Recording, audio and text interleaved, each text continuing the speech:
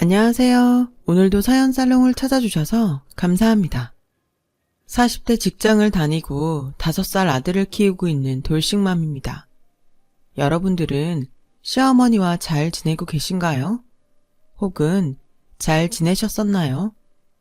저는 그리 긴 결혼 생활은 아니었지만 단 한 번도 시어머니와 잘 지내본 적이 없었어요. 일방적으로 시어머니가 저를 싫어하셨죠. 시어머니는 제가 인사를 드리러 가기 전부터, 그러니까 저라는 사람이 당신의 아들을 만난다는 사실 하나만으로도 저를 마음에 들어하지 않으셨어요. 그 이유는 당신 아들에 비해 제가 학력이나 직업이 뒤떨어진다고 생각하셨기 때문이었죠. 한마디로 당신 표현을 빌려오자면 남편에게 저는 수준 미달의 여자라고 여기셨던 거예요. 남편은 없는 형편에 오로지 자기 힘으로 K대 경영학과를 나왔어요. 그리고 졸업과 동시에 우리나라 대기업 중 하나인 L기업에 취직을 했어요. 그것이 저희 시어머니의 유일한 자랑이고 또 무기인데요. 그에 비해 저는 서울에 있는 4년제 대학을 나오긴 했지만 그렇게 명문대는 아니에요. 졸업 후 회계사가 되고 싶어 공부를 하다가 갑자기 아버지가 아프셔서 병원비와 수술비 때문에 일반 중소기업에 취직을 하게 되었어요. 안타깝게도 아버지는 5년 투병 생활 끝에 세상을 떠나셨고 당시 작은 미용실을 운영하던 엄마와 저 단 둘이 남게 되었는데요. 아버지가 없고 엄마 혼자 계셔서인지 엄마가 많이 작아 보이더라고요. 예전에 비해 삶의 의욕도 잃으시고. 그래서 저는 그런 엄마를 돌보기 위해 실질적인 가장이 되어야 했어요. 저의 사정을 모두 들은 남편은 저에게 유일하게 그동안 혼자 힘들었겠다며 앞으로는 자기와 함께 하자고 말을 해준 사람이었는데 시어머니는 남편에게 저희 사정을 들으시고 더욱더 저와의 결혼을 못마땅하게 여기셨어요. 하지만 이미 남편은 어머니의 의사와 상관없이 저와 결혼을 하겠다고 마음을 굳혔고 그런 아들이라는 것을 알기에 시어머니는 아들의 마음을 바꾸려고 화도 내고 설득과 동시에 단식투쟁도 하셨지만 소용이 없었어요. 참고로 시댁은 시아버지가 남편이 고등학교 때 돌아가신 이후로 급격히 형편이 나빠졌어요. 당장 먹고 살기도 빠듯한 생활이었기에 시어머니는 남편을 크게 신경 쓰지 못하셨답니다. 워낙 똑똑했던 남편은 자기가 알아서 공부를 했고 남들 다 받는 사교육 없이도 전교에서 1, 2등을 다툴 정도로 공부를 잘했대요. 오죽하면 아무것도 모르는 사람들이 시어머니를 찾아와 어떻게 하면 우리 아이가 당신 아들처럼 공부를 잘할 수 있냐고 비법을 알려달라고 찾아오는 사람도 있었다는데 아마 그때부터 시어머니는 당신이 딱히 뭘 하지 않았어도 워낙 스스로 잘하는 아들 덕에 어깨에 힘 좀 주고 다니시게 되었지 않나 싶어요. 그래도 시어머님 당신도 염치가 있는지 남편이 공부를 잘하고 또 대기업에 취직한 것에 당신 공이 없다는 것을 너무나도 잘 아셨고 그렇기 때문에 아들이 무엇을 하던 반대할 힘이 없으셨던 거예요. 하지만 결혼만큼은 당신 생각에 절대 작은 일이 아니었죠. 또 어머님도 나름의 욕심이 있었기 때문에 어떻게든 이 결혼을 말려보고 싶으셨는데 아들이 꼼짝을 하지 않으니 안달복달 나셨던 거죠. 그래서 시어머니는 아들은 소용없으니 저희의 결혼을 막기 위해 저에게로 타겟을 바꾸셨어요. 그리고 제가 처음 시어머니에게 인사를 가던 날 이런 말씀을 초면에 하셨죠. 아, 나는 정말 이 결혼은 아니라고 생각해요. 원래 결혼이라는 게 서로 수준이 맞는 사람들이어야 탈이 없는 거거든. 재민아, 너 생각 잘해라. 왜 너처럼 대기업에 다니는 애가 뭐가 모자라서 저런 애랑 결혼을 하니? 게다가 장인도 죽고 없다면서. 그럼 장모 혼자 남았을 텐데 너 그거 쉽지 않다? 엄마, 사람 앞에 두고 그런 말을 하시면 어떡해요? 장모님이 혼자 계시는 게 뭐 어떻다고. 엄마도 혼자시잖아요. 윤주 좋은 사람이고 윤주 어머님도 좋은 분이세요. 엄마가 뭘 걱정하는지 모르겠지만 저희 잘 살 수 있으니까 이제 그만 마음 좀 열어주세요. 어차피 난 이 결혼 할 건데 엄마가 계속 그러고 계시면 서로 마음만 불편하잖아요. 재민 씨 그만해. 어머니, 제가 많이 부족하다는 거 잘 알아요. 그래도 최선을 다해서 잘할게요. 저한테도 기회를 주세요. 네?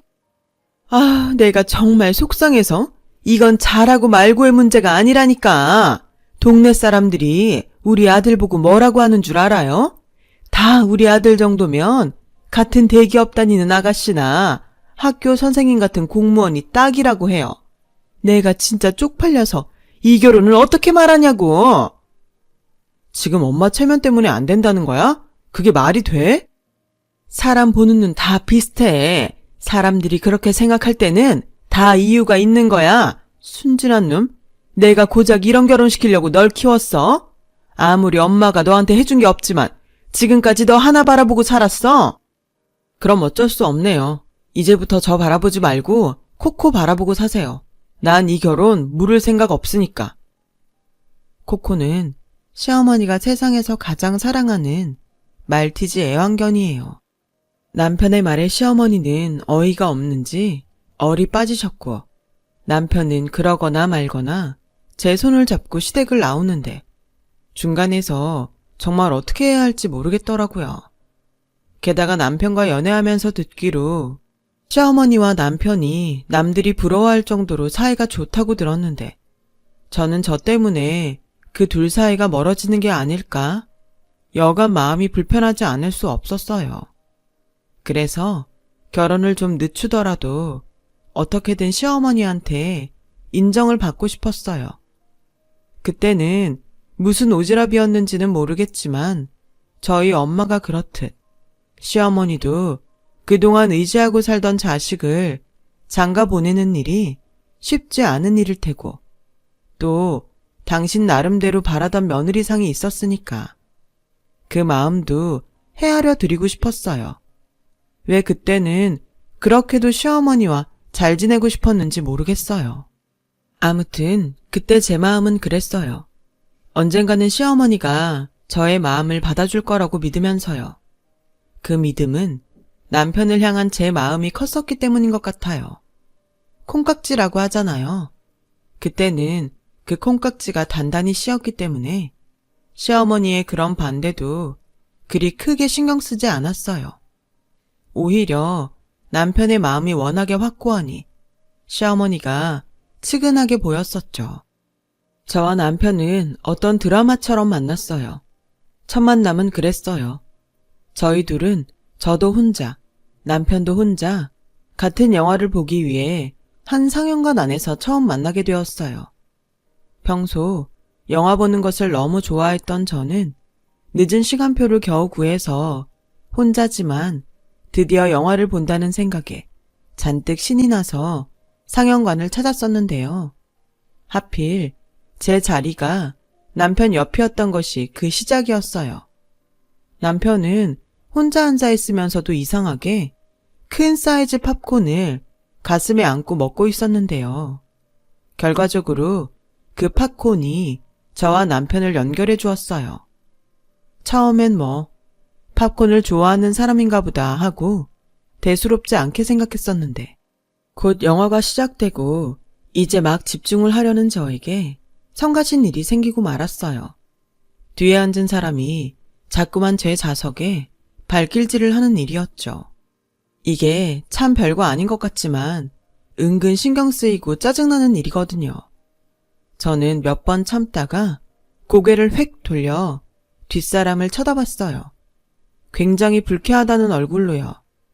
그러자 뒷좌석에는 어떤 커플로 보이는 남녀가 앉아 있었는데 제 시선에 딴청을 부리더니 이제 안 하겠지 하고 생각한 제가 우스웠는지 또 발길질을 하더라고요. 그 후 저는 몇 번이고 고개를 획획 돌리느라 영화를 제대로 보지 못했어요. 제 바로 뒤는 커플 중 남자가 앉아 있었는데 아무래도 그 남자가 범인인 것 같았죠. 게다가 뒤에서 발길질을 하며 낄낄거리고 여자와 수군거리는 것이 이 남자는 그걸 즐기고 있는 것 같았어요. 평소 굉장히 보고 싶었던 영화였던지라 짜증은 몇 배로 밀려왔고 그렇게 영화 상영 시간이 30분을 넘길 즈음 도저히 참을 수가 없어 따끔하게 뭐라고 해야겠다고 생각한 찰나에 옆에 앉아있던 남편이 자기가 먹던 팝콘을 저한테 안겨주며 이렇게 말했어요. 자기야, 팝콘 맛있는데 왜 안 먹어? 혹시 어디 불편해? 불편한 거 있으면 나한테 말해. 내가 당장 해결할게. 남편의 그 말은 생각보다 꽤 컸었는데 나중에 알고 보니 저 들으라고 한 말이 아니라 뒷자리에 그 남자한테 들으라고 한 소리였더라고요.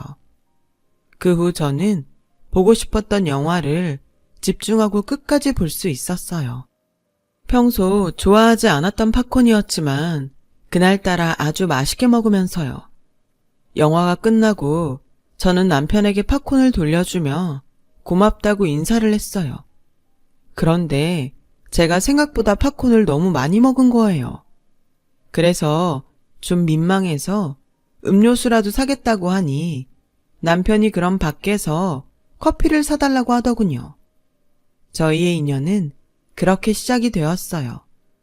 이야기를 나누다 보니까 남편은 성격도 취미도 그리고 무엇보다 홀어머니와 살면서 실질적인 가장 노릇을 해야 하는 상황이 비슷했어요. 그래서 서로 무엇이 가장 힘들게 하는지 너무나도 잘 알았죠. 그래서 저희는 그 후로 계속 연락하며 만났고 어느덧 서로가 유일한 안식처처럼 마음을 풀어놓고 서로 의지하며 마음을 다독여주는 연인이 되었어요. 그리고 자연스럽게 앞으로는 다른 것이 아니라 우리의 행복을 위해 살아보고 싶다는 생각을 하게 됐었습니다. 그것이 저희의 결혼으로 이어졌어요. 그런데요, 참 이상한 일이 저는 남편의 마음을 보고 결혼을 결심했는데 제 친구와 직장 동료들은 남편의 조건이 워낙에 좋으니까 마치 제가 일부러 조건 좋은 남자를 노렸다는 듯 종종 말했고 저는 그런 말을 들을 때마다 제 순수한 마음이 오해받는 것 같아 속상했어요. 그래서 언젠가 여유가 되면 꼭 남편과 어울리는 사람이 되기 위해 다시 공부를 하겠다고 다짐했는데 그게 말이 쉽지 결혼이라는 현실 속에 들어가니 시간도 여유도 제 마음처럼 되지 않았어요. 하지만 제 옆에 남편이 있다는 것 하나만으로도 모든 것이 괜찮았어요.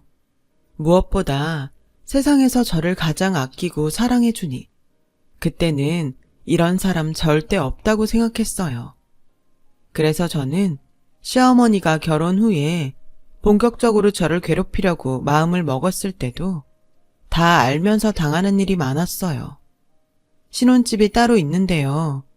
굳이 저를 불러 당신 집안일을 시키시는 것은 물론이고 좋아하지도 않으면서 일부러 손 많이 가는 잔치 음식을 만들게 하셨고 어렵게 음식을 만들면 이게 사람 먹을 음식이냐며 제가 보는 앞에서 쓰레기통에 음식을 버리시기도 했어요. 처음부터 그러실 생각으로 저한테 팔보채니 구절판 같은 생소한 음식을 만들게 하신 거겠죠. 물론 그럴 때면 저도 사람이니 서럽고 화가 나서 나쁜 마음을 먹을 때도 있었어요. 하지만 그럴 때면 꼭 어디가 아프다고 하시더라고요. 그럼 또 제가 마음이 약해져서는 그게 며느리인 저에게 의지하는 것인 줄 알고 또 시어머니의 수에 넘어가고 말았었어요. 그럴 때마다 남편에게는 달리 시어머니에 대한 불만을 이야기하지 않았어요. 당연히 어느 정도는 알고 있는 줄 알았거든요. 그것이 문제였나 봐요. 남편은 제가 시어머니 때문에 스트레스 받고 힘들다는 사실을 전혀 모르고 있더라고요.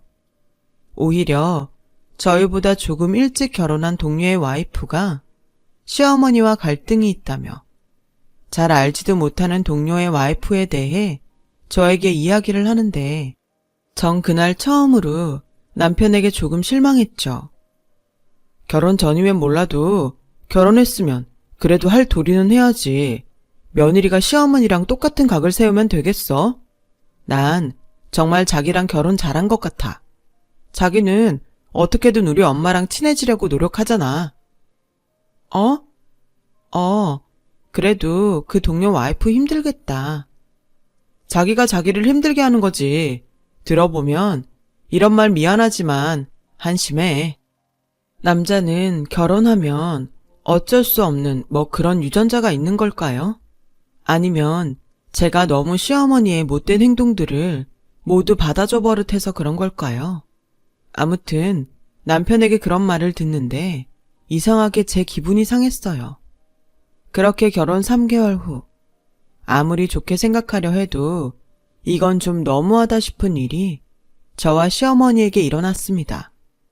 그 사건의 중심엔 시어머니의 사랑을 듬뿍 받는 애완견 코코가 있었어요. 어느 날 코코가 하도 저를 보고 짖어서 너 계속 그럼 혼난다 하고 무섭게 말을 한 적이 있었는데요. 시어머니가 그 모습을 보시고는 하는 말씀이 얘, 너 지금 뭘 착각한 모양인데 코코는 나한테 딸이다? 그럼 너한테 뭐겠니? 네가 뭔데 시누이를 혼을 낸다 만다 해? 난 사람이나 짐승이나 똑같다고 생각한다. 코코는 네 남편 여동생이기도 하니까 앞으로 아가씨라고 불러. 괜히 말 못하는 짐승이라고 너 함부로 했다가는 내가 가만 안 있는다. 너 명심해. 이게 말이 되나요? 저도 강아지 좋아해요. 하지만 개 시누이라니. 게다가 개한테 아가씨라고 부르라니요. 그럼 제가 아이를 낳으면 제 아이에겐 저 개 시누이는 개고모가 되는 건가요? 저는 하다 이젠 별 이상한 것 가지고 억지를 부린다고 생각했어요. 하지만 시어머니의 억지는 거기서 끝이 나지 않았죠. 너 퇴근하면 네 시누이 데리고 산책 좀 다녀와라. 내가 오늘은 허리가 너무 아파서 도저히 걸을 수가 없어. 어머니, 오늘 저도 회사 일 때문에 야근을 해야 할 것 같아요. 어머님도 허리가 아프시다고 하니 오늘은 산책 거르는 게 좋지 않을까요? 어머, 얘가 지금 무슨 말을 하는 거야? 우리 코코한테 산책이 얼마나 중요한데 네가 무슨 대단스러운 일을 한다고? 잔말 말고 야근이고 뭐고 당장 와서 네 시누이 산책시켜. 산책이 아무리 중요해도 제 밥벌이만큼 중요하지 않은데. 그래서 저는 어쩔 수 없이 남편에게 그날 많은 SOS를 쳤어요. 당신 동생 산책 좀 시켜주라고요.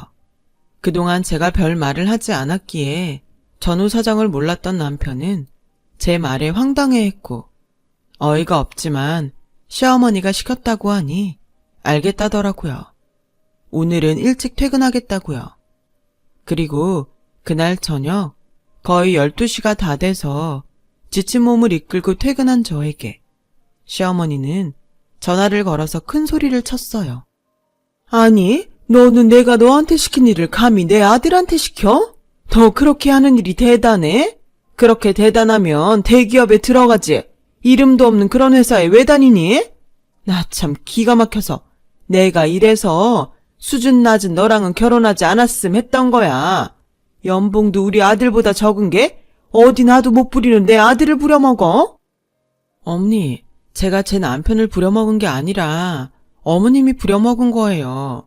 애당초 계산책을 무리해서 시키지 않으셨음 이런 일도 없었죠. 저는 하도 어머님이 안 된다고 하시니까. 뭐야? 너 지금 내가 잘못했다는 거야?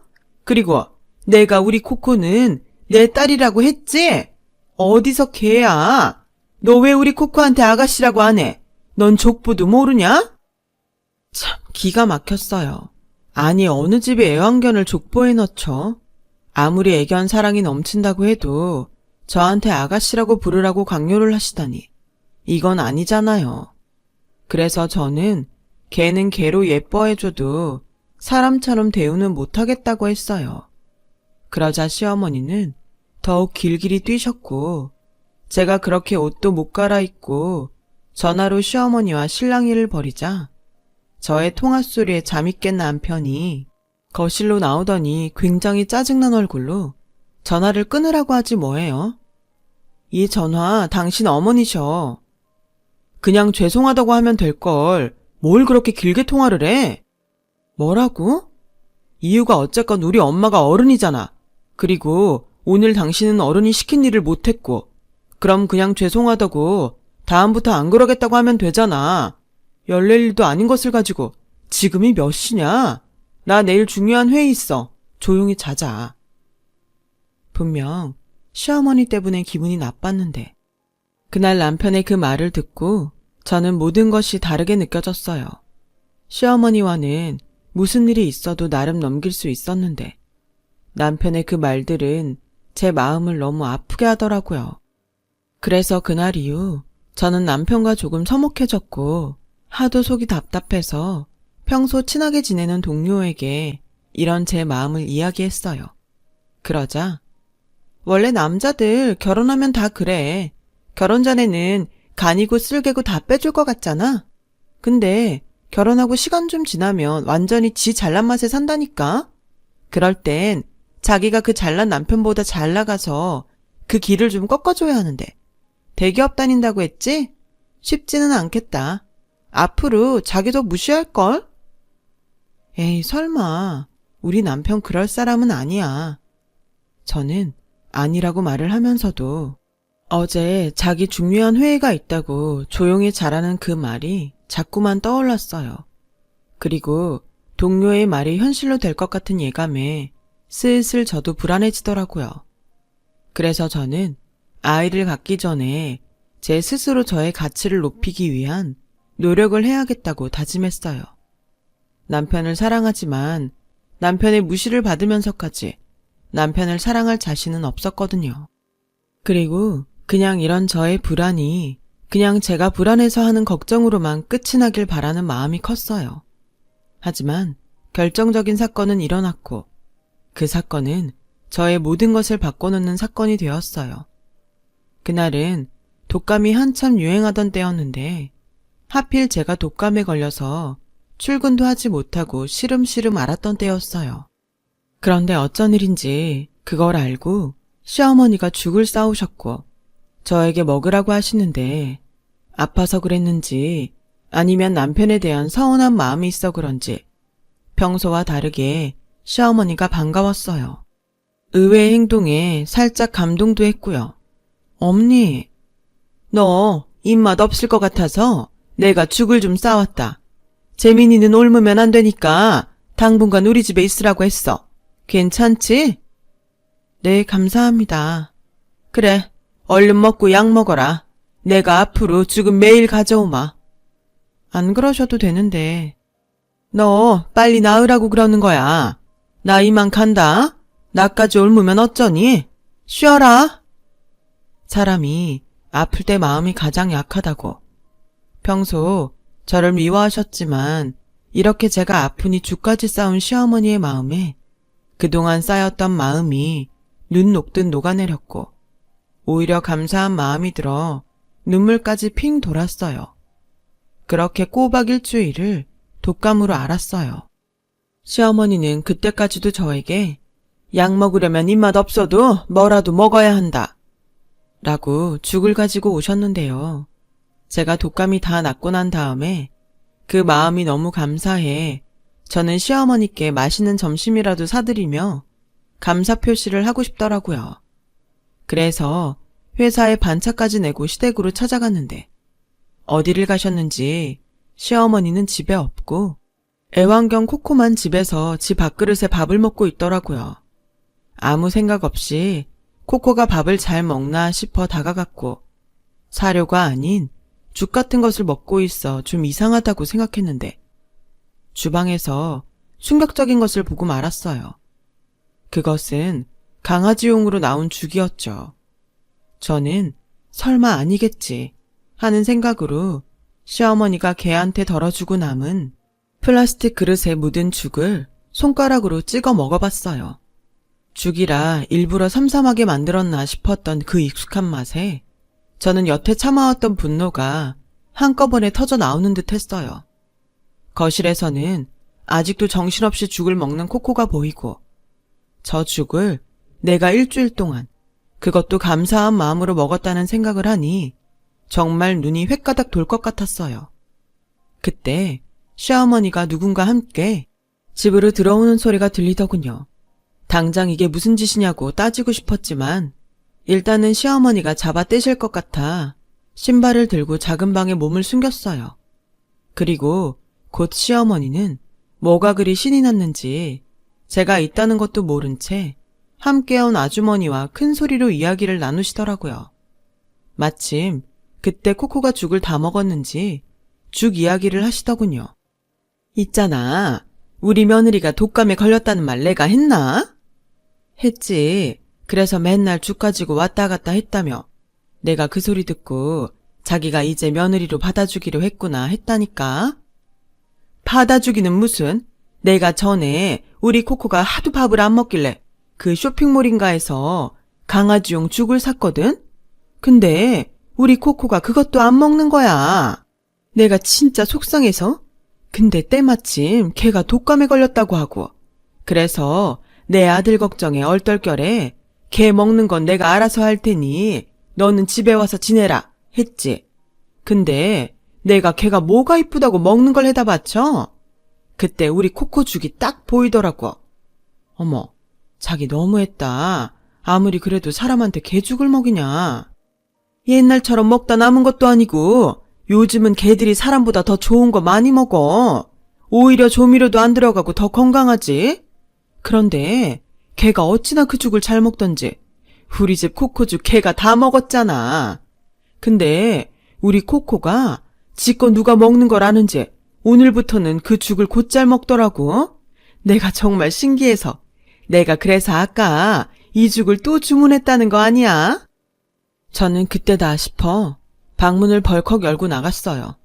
그러자 마치 귀신이라도 본 듯 같이 계시던 아주머니는 주랭랑을 치시고 시어머니는 얼굴이 붉어져서 딴청을 부리시는데 저는 화가 나서 씩씩거리며 그만 이성의 줄을 놓고 말았습니다. 어머니, 그동안 저한테 주신 죽이 코코 먹는 개죽이었어요? 사람이나 개나 다 똑같이 먹는 거야. 오히려 더 건강하지?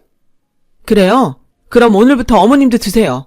제가 가까운 애견센터에 가서 한 보따리 사올게요. 어머, 얘 눈 돌아간 것 좀 봐. 너 무슨 광견병 걸린 개 같다, 얘. 그래요? 그럼 광견병에 걸린 사람이 물면 어떻게 되는지 한번 보실래요? 와, 그 생각만 하면 열받아서 아직도 머리가 띵해요. 여튼 그 길로 정말로 어머니가 말씀하신 것처럼 저는 광견병에 걸린 개처럼 어머니의 팔을 3개 피가 날 정도로 물었어요. 시어머니는 살려달라고 소리를 질렀고 너 미친 개 같아.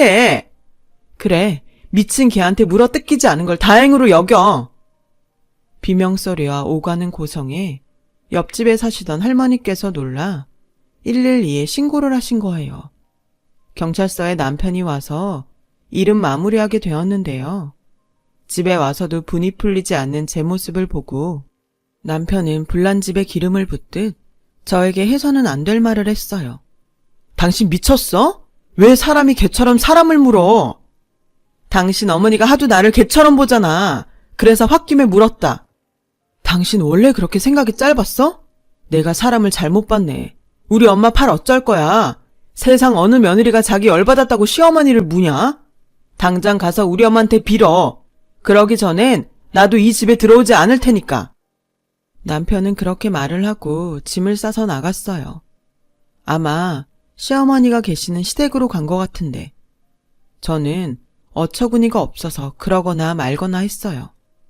입장 바꿔 우리 엄마가 자기한테 그랬다면 자기는 과연 자기가 말한 대로 할 수 있을지 궁금하기까지 하더라고요. 저는 그날 이후 시어머니와 남편에 대한 마음의 문을 완전히 닫아버렸어요.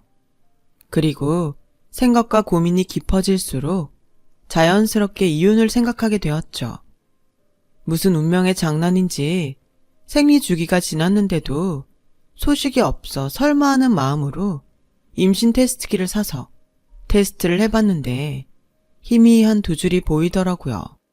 이걸 기뻐해야 할지 안타까워해야 할지. 하지만 애는 아무 잘못이 없기에 저는 남편에게 임신 사실을 알렸고 산부인과에서 지금 제 건강 상태에서 무리하면 유산할 수도 있다고 하도 신신당부를 하셔서 다니던 직장을 그만두기로 했어요. 그러자 남편은 어쨌거나 제가 임신을 했으니 집으로 돌아왔어요. 시어머니는 남들 다 하는 임신 가지고 유난을 떤다며 아주 저를 당신 아들 등골 빼먹는 나쁜 며느리라며 동네 방네 떠들고 다니셨어요. 어찌나 떠들고 다니셨는지 옆옆 동네에 사는 제 귀에도 시어머니가 떠들고 다니신 말이 전해지더라고요. 말은 사람이나 개나 같다더니 개만도 못한 취급을 받고는 도저히 못 살겠더라고요. 임신한 몸이지만 다시 수험생이 됐다는 마음으로 회계사 시험을 준비했어요. 친정엄마는 제가 직장을 그만둬서 용돈을 드릴 수 없는 상황인데 홀몸도 아니면서 공부를 하는 딸이 안쓰러웠는지 당분간은 당신이 저에게 용돈을 주시겠다고 하는 게 아니겠어요? 엄마, 용돈은 무슨 내가 못 줘서 미안하지. 엄마한테 받을 생각 없어. 엄마가 엄마 마음 편하려고 그래. 사실 너가 그동안 준 용돈도 다 안 쓰고 모아놨어. 엄마가 일을 안 하는 것도 아닌데 너도 이제 그만 엄마 걱정하고 네 생각만 하면서 살아. 그리고 원래 월급 받다가 그거 없어지면 허전해. 김서방 눈치 안 보이게 엄마가 용돈 보내줄 테니까 그거 써. 됐어요. 나 퇴직금 나온 것도 있고 앞으로 공부만 할 거라 돈 쓸 일도 없어. 아휴, 홀몸도 아닌데 어떻게 그 어려운 공부까지 하려고. 그래도 그 길이 네가 행복할 수 있는 길이라면 엄마는 무조건 네 편이야. 우리 딸 힘내. 엄마가 옆에서 힘이 되어주지 못해서 미안하다. 저는 그렇게 엄마의 응원으로 시어머니와 남편에 대한 복수심으로 공부에만 매달렸어요. 그리고 그 결과 저는 출산 후 얼마 되지 않아 공인회계사가 되었고 그 해에 회계법인 회사에 들어가게 되었어요. 첫 연봉은 제가 직장 다녔을 때와 얼추 비슷하긴 했지만 그래도 장래성을 봤을 때 복지든 연봉이든 대기업 못지 않았기에 저는 만족했어요. 설마 저게 되겠어? 하며 저를 깔보던 남편과 시어머니는 제가 회계사가 되자 기뻐하기보다는 어쩐지 저를 슬슬 피하더군요. 그리고 제가 친정 엄마에게 육아를 맡기고 회계사로 일한 지 1년이 넘어갈 즈음 시어머니의 생신날이 되었어요. 그리고 갑자기 태도가 180도 달라진 시어머니가 저에게 친절한 말투로 연락해서 자기 생일이니 밥을 먹자고 하시는데 올 것이 왔다는 생각이 들었죠. 이런 말 참 유치하다고 생각할 수도 있는데 저희 아들 100일도 돌도 시어머니는 참석하지 않으셨어요. 제가 돌을 앞두고 돌잔치 어떻게 하냐고 물으니 잘나진 네가 알아서 해라. 뭘 나한테 물어보니? 라고 하셨고 누가 요즘 돌을 하냐면서 남편 역시 바쁘다고 유난을 떨길래 조촐하게 친정에서 친정엄마가 차려준 상에 했거든요. 근데 자기 생일이라고 잔뜩 기대를 하고 마치 평소 저에게 잘해줬다는 듯 가식적으로 이야기를 하니 참 진짜 정신이 나갔나 싶기도 하고 뭐라 말할 수 없는 기분이 들더라고요. 이 기회를 절대 놓치고 싶지 않았어요. 그렇게 아이를 데리고 시댁으로 향하던 날 남편은 결과적으로 모든 것이 잘 됐으니 이제부터라도 당신이 어머니와 사이좋게 잘 지냈으면 좋겠다고 꿈에 부푼 소리를 해댔죠. 저는 속으로 누구 마음대로 사이좋게 지내냐 마냐 하는지 콧방귀를 뀌며 남편의 말에 아무런 대꾸도 하지 않았는데요. 제가 자기 말에 아무런 대답을 하지 않자 남편은 저에게 화를 냈어요. 보자 하니까? 당신 진짜 계속 이럴래? 봐주는 것도 한계가 있다. 오늘 우리 엄마 생일인데 당신 계속 그러면 나 진짜 그때는 가만 안 있어. 가만 안 있으면 뭐 이혼이라도 하게? 당신이 지금 회계사 되고 무서울 게 없는 것 같은데 예나 지금이나 당신은 그냥 애 딸린 아줌마야. 기고만장한 것도 적당히 해. 진짜 눈꼴셔서 못 봐주겠네. 저는 이쯤 되니 이 사람이 저의 남편인가 싶었어요. 수고했다, 고생했다 그런 말 대신 잘난 척하지 말라는 남편이 세상에 어디 있을까요? 뭐 찔리는 게 있으셔? 뭐가 눈꼴실인데? 내가 뭐 어떻게 잘난 척을 했는지 설명을 좀 해보셔. 내가 뭘 했냐고. 우리 대화나 제대로 하고 살았나? 잘난 척할 기회라도 주셨어? 그쪽 자격지심 때문에 나 나쁜 사람 만들지 말어.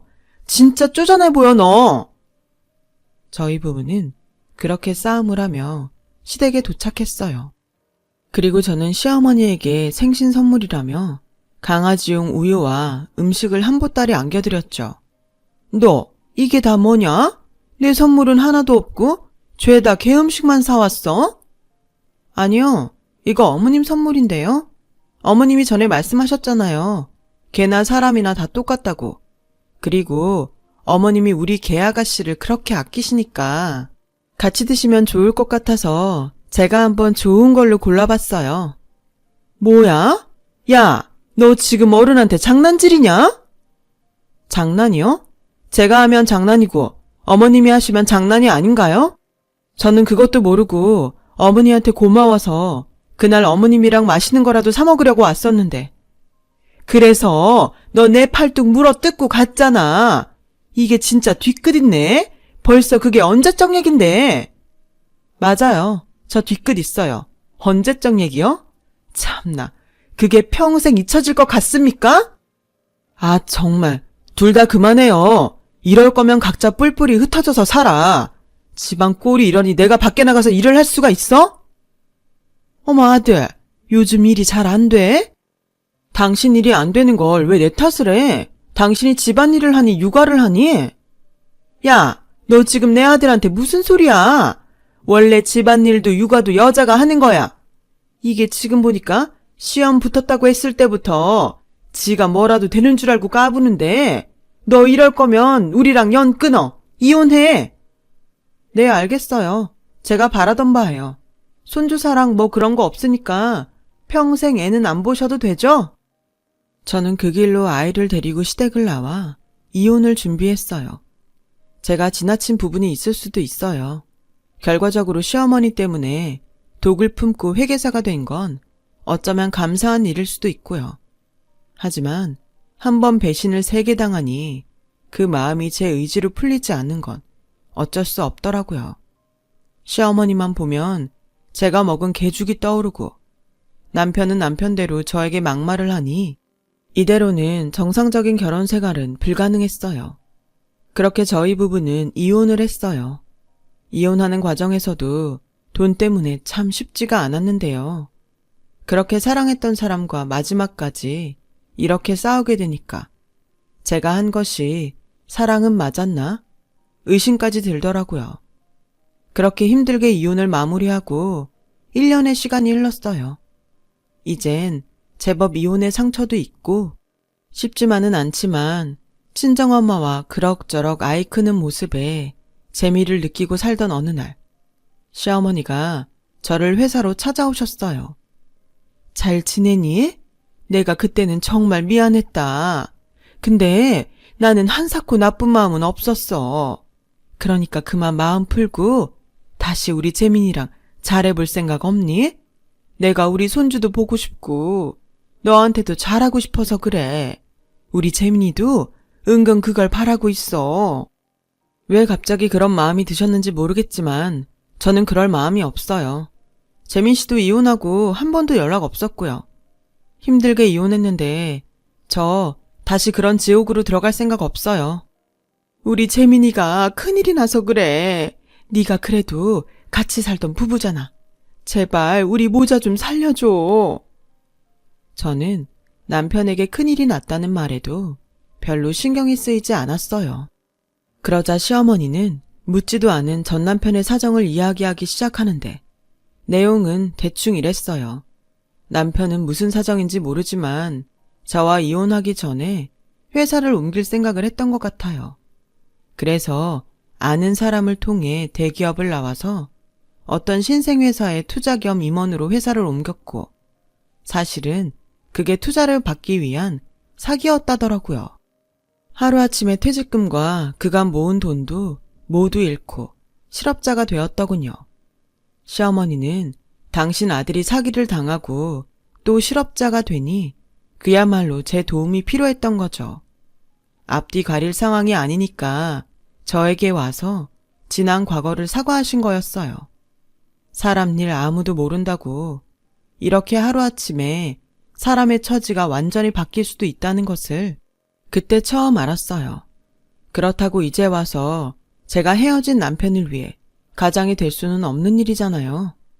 그냥 모든 것이 자신들의 불찰이니 저는 어쩔 수 없다고 등을 돌렸어요.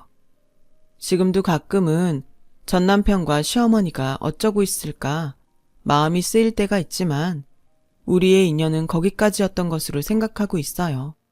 그리고 이제 제법 말도 잘하고 궁금한 것이 많은 아들에게 저는 착하게 사는 것보다 나쁘게 살지 않는 것이 더 중요하다고 가르치고 있습니다.